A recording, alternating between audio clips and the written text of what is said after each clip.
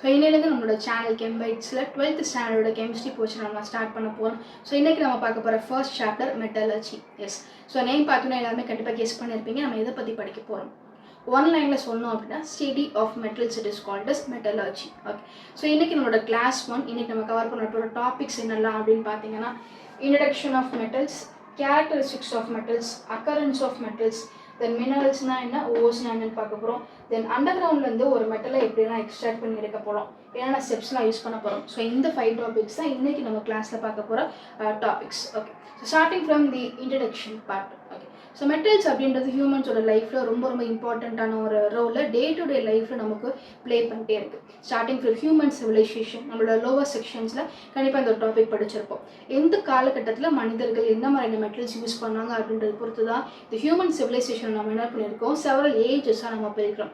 Starting from கற்காலம், stone age அப்படின்னு சொல்லுவாங்க, தென் copper age, தென் France age. France அப்படின்றது காப்பர் அண்ட் டின் சேர்ந்த ஒரு அலாய் தான் பிரான்ஸ் அப்படின்றது.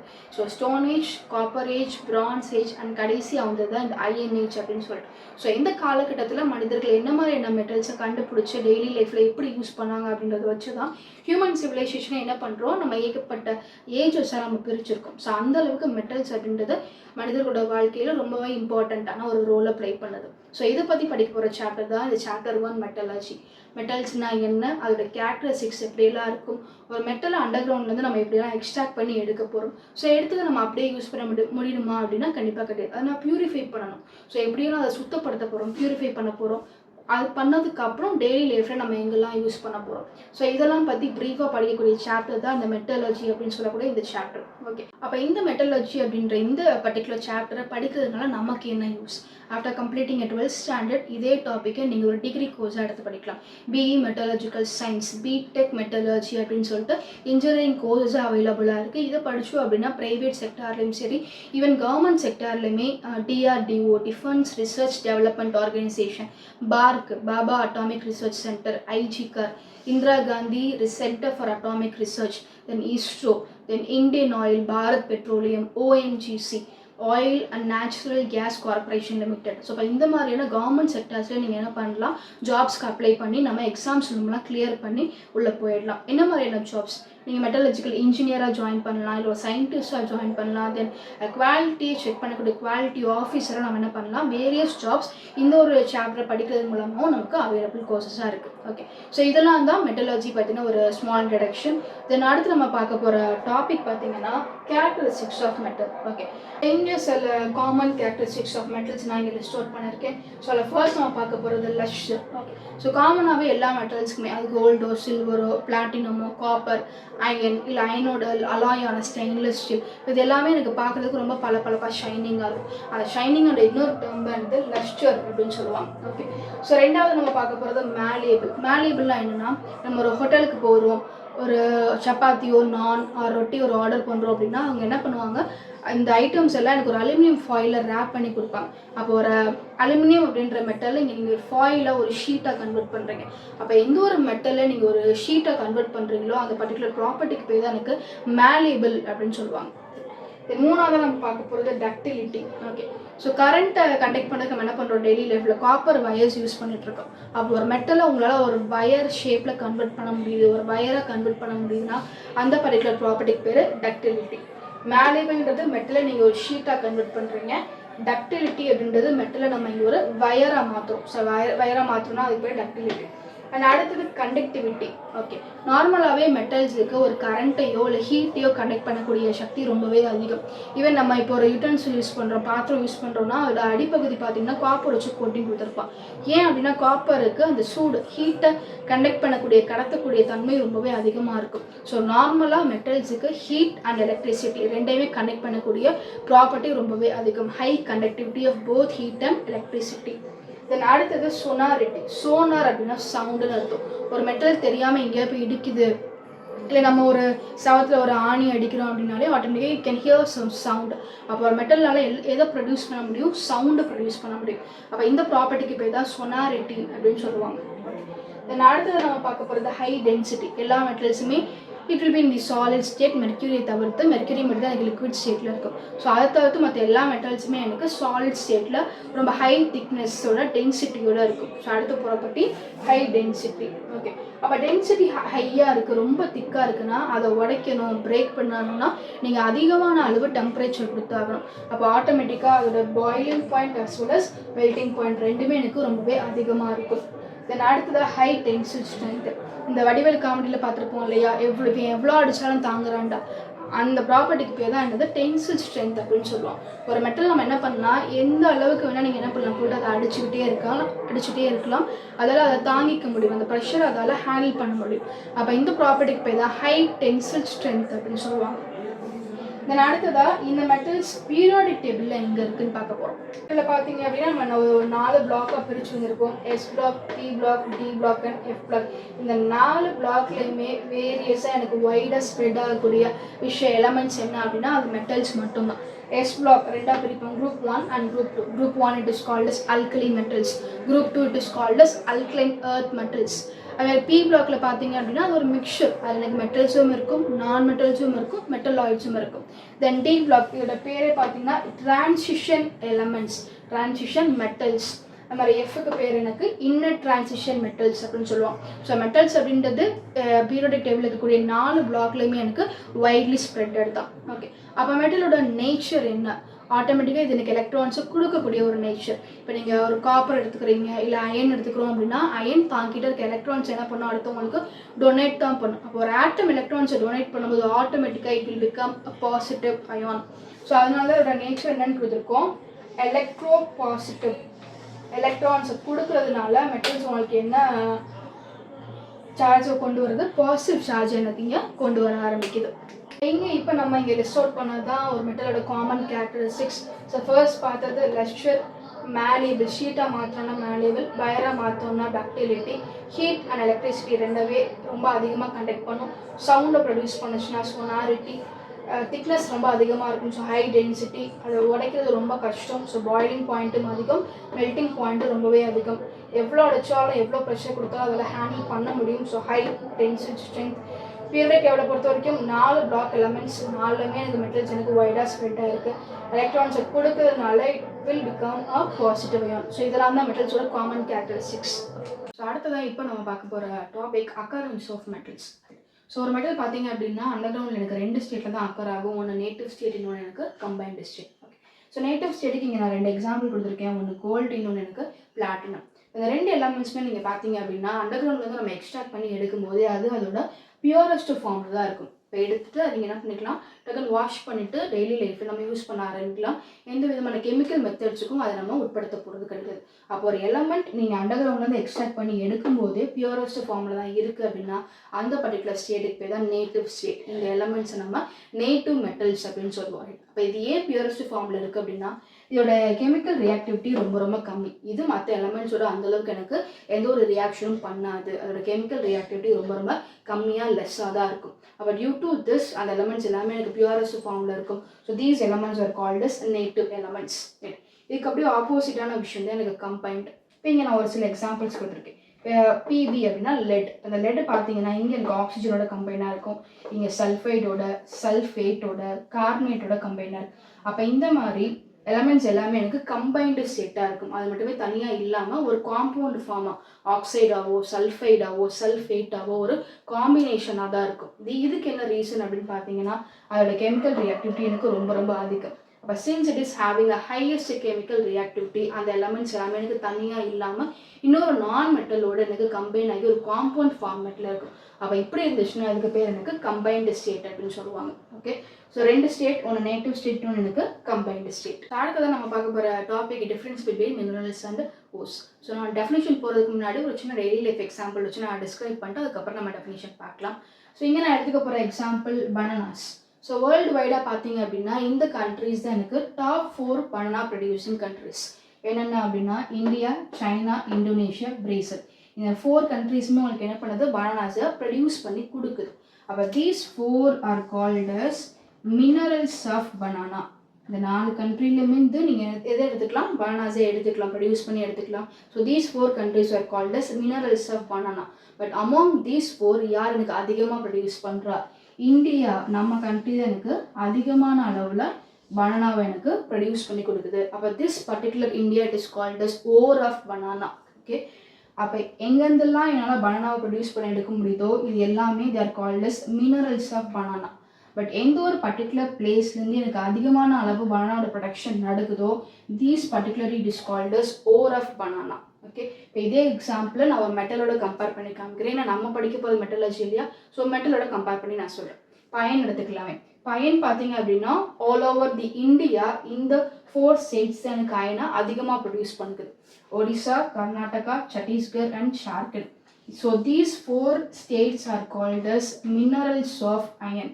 ஏன்னா அந்த 4மே உங்களுக்கு எதை ப்ரொடியூஸ் பண்ணி கொடுக்குது, அயனை ப்ரொடியூஸ் பண்ணி கொடுக்குது.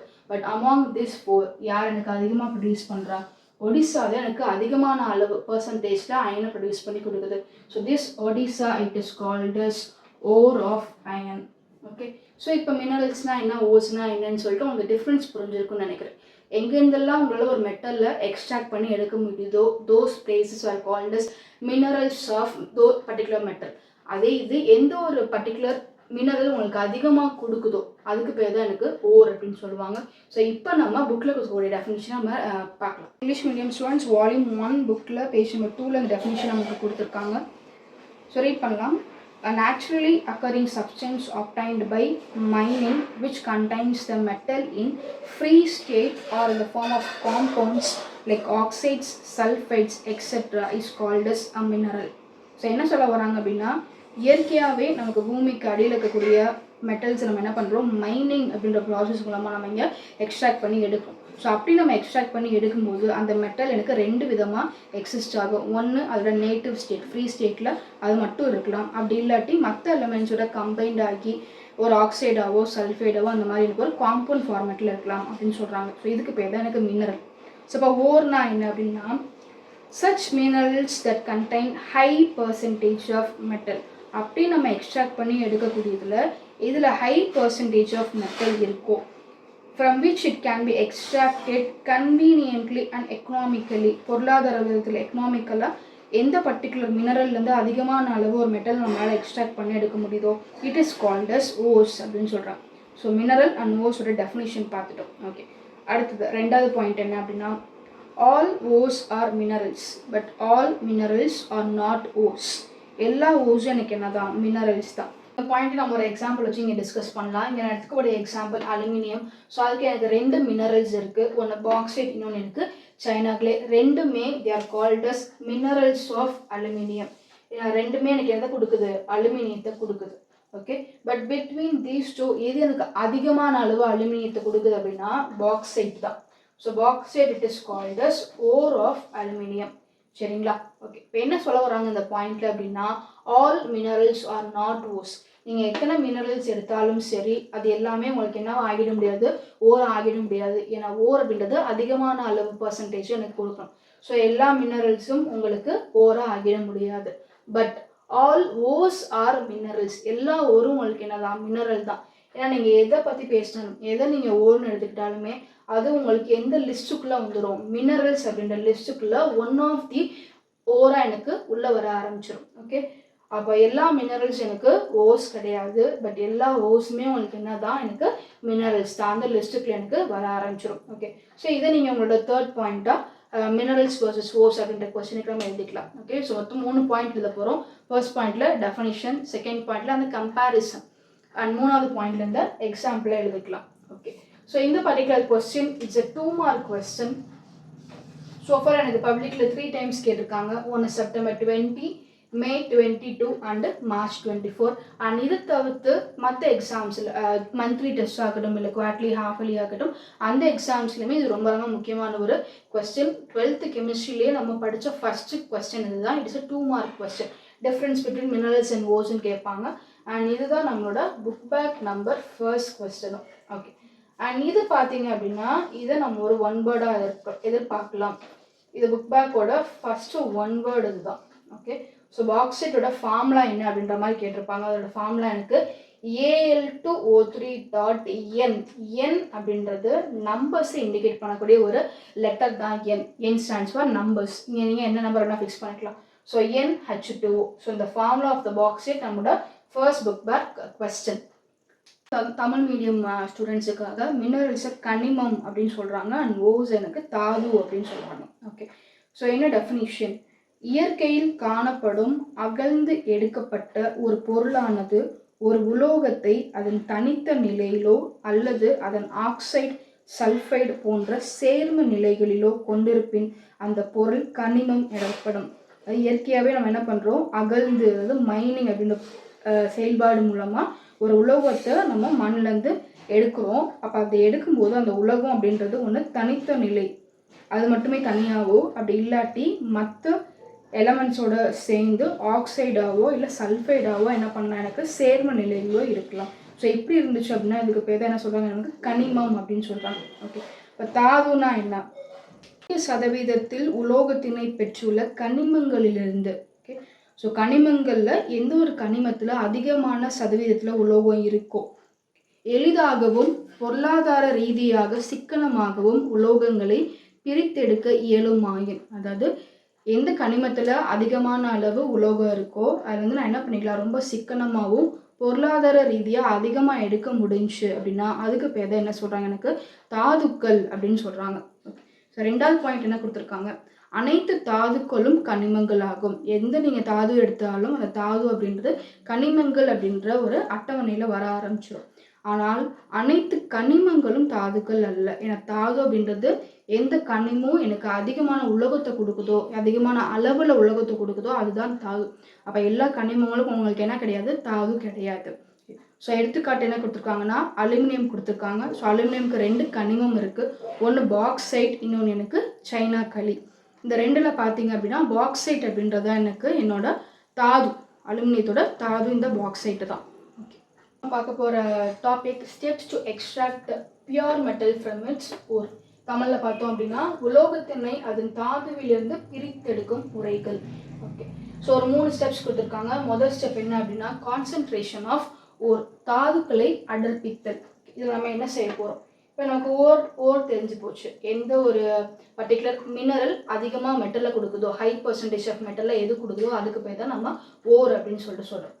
அப்போ இந்த ஓரை நான் மண்ணில் தான் எடுக்கிறேன். எடுக்கும்போது நிறைய தூசி இருக்கும், கல், மண், தேவையில்லாத விஷயங்கள், இம்ப்யூரிட்டிஸ் நிறையா இருக்கும். அப்படி நமக்கு தேவையில்லாத இம்ப்யூரிட்டிஸ் எல்லாம் ரிமூவ் பண்ணிட்டு நமக்கு தேவையான அந்த மெட்டல்ஸை மட்டும் சேகரித்து சேஃப்டி பண்ணி வைக்கக்கூடிய ப்ராசஸ்க்கு பேர் தான் எனக்கு கான்சன்ட்ரேஷன் ஆஃப் ஓர் அப்படின்னு சொல்லுவாங்க. Okay, so I'm going to remove all the impurities and I'm going to collect all the required metals. So அந்த ப்ராசஸ்க்கு பேர் தான் எனக்கு கான்சன்ட்ரேஷன் ஆஃப் ஓர், தமிழில் தாதுக்களை அடர்ப்பித்தல் அப்படின்னு சொல்லுவாங்க. ஓகே, இப்போ ரெண்டாவது ஸ்டெப் என்னன்னா extraction of crude metal. Okay, ஓரில் நான் என்ன பண்ணுறேன், எனக்கு தேவையான க்ரூடு மெட்டலை மட்டும் நம்ம இங்கே எக்ஸ்ட்ராக்ட் பண்ணி எடுக்கிறோம். இதில் இந்த க்ரூட் அப்படின்ற வார்த்தை ரொம்ப ரொம்ப முக்கியமான வார்த்தை. இங்கே நீங்கள் எக்ஸ்ட்ராக்ஷன் ஆஃப் மெட்டல் அப்படின்னு எடுத்துக்கிட்டிங்கன்னா ஆன்சர் தப்பாகிடும். இப்போ மெட்டலுக்கும் க்ரூடு மெட்டலுக்கும் என்ன வித்தியாசம் அப்படின்றது பியூரிஃபைடு ஃபார்ம். ஒரு மெட்டலில் அதில் தேவையில்லாத எல்லா இம்ப்யூரிட்டிஸ் ரிமூவ் பண்ணிட்டு பியூரஸ்ட் ஃபார்மில் வச்சுருந்தேன்னா அது நம்ம மெட்டல்னு சொல்லுவோம். பியூரிஃபை பண்ணுறதுக்கு முன்னாடி இருக்க ஸ்டேஜ் தான் என்ன சொல்லுவாங்க, எனக்கு க்ரூடு மெட்டல். பியூரிஃபை பண்ணிட்டேன்னா அது மெட்டல், பியூரிஃபை பண்ணாமல் வச்சுருந்தேன் அப்படின்னா அது எனக்கு க்ரூடு மெட்டல். அப்போ இங்கே ஓர்லேருந்து நான் என்ன பண்ணுறேன், அந்த க்ரூடு மெட்டலை நான் என்ன பியூரிஃபை பண்ணலை. ஸோ அந்த க்ரூடு மெட்டலை மட்டும் நான் என்ன பண்ணுறேன், எக்ஸ்ட்ராக்ட் பண்ணி எடுக்க போகிறேன். ஸோ இதுதான் என்னோட செகண்ட் ஸ்டெப். தமிழில் பார்த்தீங்க அப்படின்னா பண்படா உலோகம் அப்படின்னு சொல்லுவாங்க. ஸோ பண்படா அப்படின்னா க்ரூடு மெட்டல் அப்படின்னு அர்த்தம். அதுதான் மூணாவது ஸ்டெப் பார்த்தீங்கன்னா refining of a crude metal. So refining, வீட்டில் நம்மளாம் ரீஃபைண்ட் ஆயில் யூஸ் பண்ணியிருப்போம். ஸோ ரீஃபைண்ட் அப்படின்னாலே பியூரிஃபைட் அப்படின்னு அர்த்தம். ஸோ ரிஃபைனிங் அப்படின்னா பியூரிஃபிகேஷன், பியூரிஃபை பண்ண போகிறோம், சுத்தப்படுத்த போகிறோம் அப்படின்னு அர்த்தம். ஓகே, ஸோ ஃபர்ஸ்ட் ஸ்டெப்பில் நம்ம ஓரை மட்டும் நம்ம எடுத்து கான்சென்ட்ரேட் பண்ணி வச்சுக்கிறோம். ரெண்டாவது அதுலேருந்து க்ரூடு மெட்டலை மட்டும் நான் எக்ஸ்ட்ராக்ட் பண்ணி எடுக்கிறேன். மூணாவது அப்படி நம்ம எக்ஸ்ட்ராக்ட் பண்ணி எடுத்த மெட்டல் நான் என்ன பண்ணுறேன், கடைசி ஸ்டெப்பில் பியூரஸ்ட் ஃபார்மை நம்ம மாற்ற போகிறோம். ஓகே, ஸோ இந்த 3 தான் steps to be involved for the extraction of pure metal from its ore. இது எனக்கு முக்கியமான ஒரு 2 mark question. Book back number second question இதுதான். ஓகே, ஸோ ஃபார் பப்ளிக்கில் எனக்கு 2 டைம்ஸ் இது எனக்கு கேட்டிருக்காங்க. ஒன்று ஜூன் 24, இன்னொன்று எனக்கு மார்ச் 25. ஸோ இன்றைக்கி கிளாஸ் உங்களுக்கு எல்லாருக்குமே நல்லா புரிஞ்சிருக்கும்னு நான் நினைக்கிறேன். ஸோ இன்றைக்கி நம்ம என்னெல்லாம் டாபிக்ஸ் பார்த்துருக்கோம் அப்படின்னா மெட்டலர்ஜி அப்படின்ற ஃபர்ஸ்ட் சாப்டர் ஸ்டார்ட் பண்ணியிருக்கோம், அதோட இன்ட்ரடக்ஷன் பார்ட் பார்த்துருக்கோம். தென் மெட்டல்ஸோட அக்கரன்ஸ் பார்த்தோம், கேரக்டரிஸ்டிக்ஸ் டிஸ்கஸ் பண்ணோம். தென் அடுத்ததாக 2 முக்கியமான 2 மார்க் கொஸ்டின்ஸ் இன்றைக்கி நம்ம படிச்சிருக்கோம். ஒன்று minerals versus ores, book back நம்ம ஃபர்ஸ்ட் கொஸ்டின். ஸோ ஃபார் எனக்கு 3 தடவை பப்ளிக்கில் கேட்டிருக்காங்க. தென் ரெண்டாவது steps to be involve in the extraction of a pure metal. இது நம்ம ரெண்டாவது book back question. So for பப்ளிக்கில் 2 டைம்ஸ் கேட்டிருக்காங்க. ஓகே, ஸோ இன்றைக்கி நமக்கு பார்த்த இந்த டாபிக்ஸ் எல்லாமே உங்களுக்கு எல்லாருக்குமே நல்லா புரிஞ்சுக்கும் நம்புகிறேன். இந்த வீடியோவை உங்களோட ஃப்ரெண்ட்ஸுக்கும் ஷேர் பண்ணுங்கள். இன்னும் சப்ஸ்கிரைப் பண்ணல அப்படின்னா சப்ஸ்கிரைப் பண்ணிக்கோங்க. நாளைக்கு கிளாஸில் பார்க்கலாம். தேங்க்யூ.